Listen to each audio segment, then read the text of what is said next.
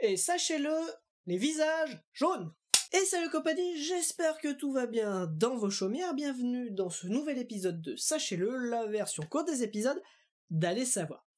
Et aujourd'hui, au programme, nous allons parler de ces fameux smileys que vous envoyez par SMS, sur Facebook, Instagram, aussi appelés emoji ou encore émoticônes. Ah bah rien ne vaudra le 2 points, tiret, parenthèse fermante. Ah oui, les smileys avec les caractères de clavier. Mais ça, c'était avant. Oh là, qu'est-ce que j'ai pu les utiliser sur MSN. Oh, ça remonte d'ailleurs.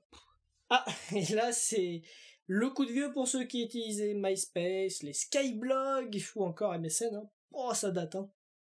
Bref, les ancêtres de Facebook, Instagram ou autres applications de ce genre où les smileys sont devenus populaires et sont devenus ce qu'ils sont aujourd'hui.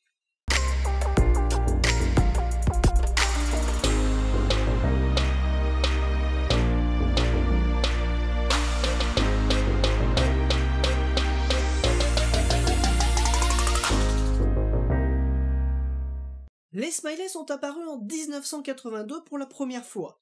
Cependant, les origines sont quelque peu plus anciennes, mais ce n'étaient que des ébauches ou des propositions pas spécialement concrètes. Car dans le 19e siècle, certains pointent du doigt que nos écritures manquent de choses palpables, de sentiments, d'émotions, et c'est ainsi que des propositions sont faites afin de combler ce que l'on appellera des lacunes typographiques. Et ainsi l'idée de l'émoticône est née et commence un petit peu à faire son idée jusqu'à émerger en 1982 où les premiers smileys sont utilisés.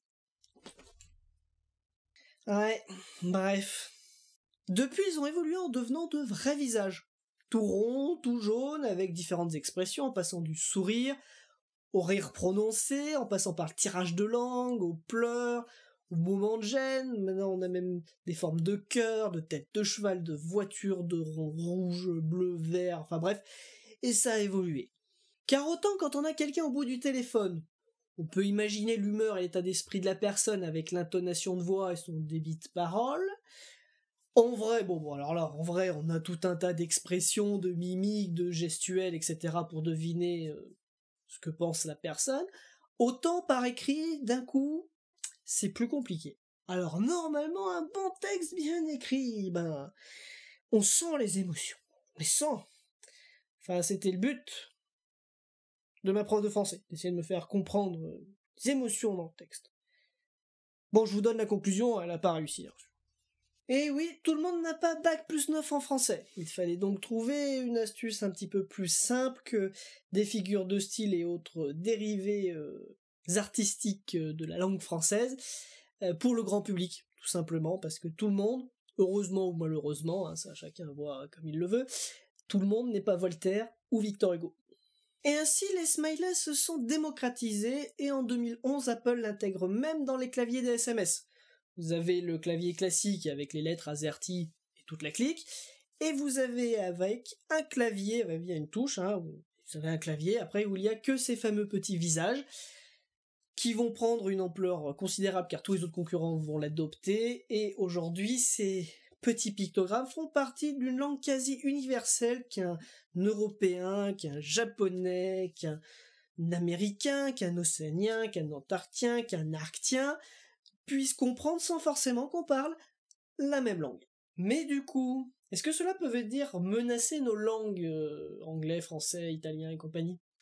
Non, après, faut pas aller non plus dans l'excès. La langue est une lente construction due à la culture principalement. Par exemple, si on prend le smiley des deux mains jointes, selon des cultures, ce n'est pas la même chose. Chez nous, les Européens, ça signifie plutôt la prière, parce que quand on est chrétien, on prie comme ça. Aux États-Unis, ça peut symboliser un high five, voilà, quand deux mecs font ça. Et par exemple, au Japon, c'est plutôt un signe de respect ou de pardon. Donc entre le high five et le pardon, il y a un écart. Donc non, la construction d'une langue se fait quand même grandement via sa culture, et donc une langue universelle avec des emojis, plutôt compliqué. Malgré cela, les smileys permettent quand même de mettre un petit peu d'émotion dans les très nombreux SMS envoyés chaque jour. Quant à leur usage, c'est simple, tout seul, accompagné de texte, à votre guise. Cependant, un peu de texte, des fois, peut pas faire de mal afin que la personne en face comprenne. Enfin, ça fait un peu de contexte, hein, parce que quand on reçoit des fois un bonhomme tout en colère, on fait oui, très bien. Et il existe même un site officiel répertoriant tout un tas d'informations sur ces smileys. Vous retrouverez le lien en description. On y apprend même que le 17 juillet est la journée internationale des smileys. Oh, super utile comme information, hein. Oh, et ça change quoi pour nous? Ah bah il y a des journées pour tout. Pourquoi pas pour ça? Bon, ça me donne toujours pas l'utilité de cette connerie, hein. Je dis ça, je dis rien. Oui, enfin bref, est-ce que c'est utile au monde? Si ça contente certains, ça fait de mal à personne en tout cas. Alors nous pouvons retrouver tout un tas d'informations et surtout de statistiques sur ces smileys, notamment les smileys les plus utilisés en 2018 sur une célèbre marque à la pomme croquée. Et donc du coup, le grand gagnant est celui-là. Bon, moi j'aurais pas parié sur lui. Le deuxième c'est celui-là, mais est assez loin, même si le graphique, bon, est pas très explicite, on aimerait des chiffres un peu plus concrets, mais bon, ça donne déjà une allure, hein, bon. Ah, tiens, il me semblait qu'en 2015, c'était celui qui souriait qui était le plus utilisé. Oui, pendant longtemps, ce fut celui-là. Mais les temps changent. Bref, nous espérons que cet épisode vous a plu. En attendant, sur le site de Worlds of Emoji, vous pouvez proposer vos propres smileys. Donc si vous avez l'âme inventive et créative, faites vos propositions. Et surtout, n'hésitez pas à laisser un pouce bleu ou rouge si vous avez aimé ou pas l'épisode, à le partager, à le commenter et à nous suivre sur les réseaux sociaux. En tout cas, le jour où ils débarquent, hein, les extraterrestres, on va être obligé d'en créer de nouveaux, hein, c'est quand même con, avec leur visage à eux pour qu'ils comprennent, sinon ils vont pas comprendre. Hein. Oui, alors si un jour une vie extraterrestre débarque à bord de vaisseaux spatiaux propulsés, machin, etc., je pense qu'ils seront assez intelligents pour savoir ce que c'est que des emojis. Enfin, savoir. Comprendre, tout du moins. S'ils ont des yeux.